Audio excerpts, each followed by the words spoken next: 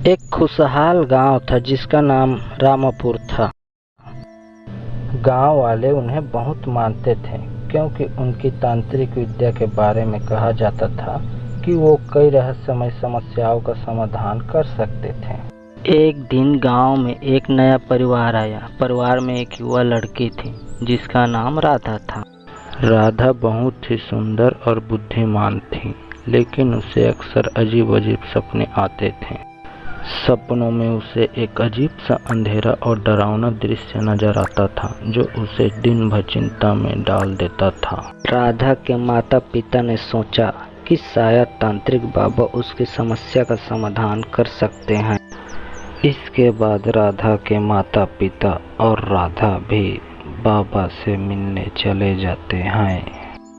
उन्होंने बाबा से मिलकर अपनी बेटी की सारी समस्याएं बताई। बाबा ने ध्यान लगाते हुए कहा, राधा की समस्या एक पुरानी सांप से जुड़ी हो सकती है और इसे ठीक करने के लिए विशेष पूजा की जरूरत है।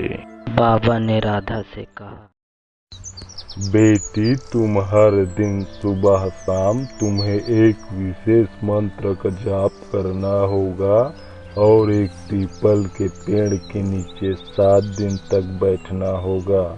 साथ ही बाबा ने उसे कुछ विशेष वस्तुएं भी दिए जिन्हें वह अपने साथ रखें और नियम का पालन। राधा ने बाबा की बातों का पालन किया और दिन रात मंत्रों का जाप करती रही।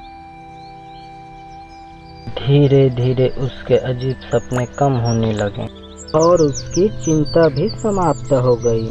7 दिन बाद राधा और उसके परिवार वालों ने देखा कि उसकी समस्या सुलझ गई है और वह पूरी तरह से ठीक हो गई है।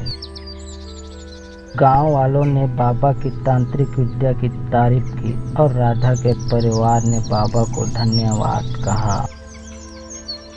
तांत्रिक बाबा ने भी राधा को आशीर्वाद दिया। बेटी, तुम्हारी जिंदगी अब खुशहाल और संतुलित रहेगी। इस प्रकार तांत्रिक बाबा की विद्या और राधा के संयम ने एक मुश्किल समस्या को सुलझा दिया और गांव में उसकी प्रसिद्धि और बढ़ गई।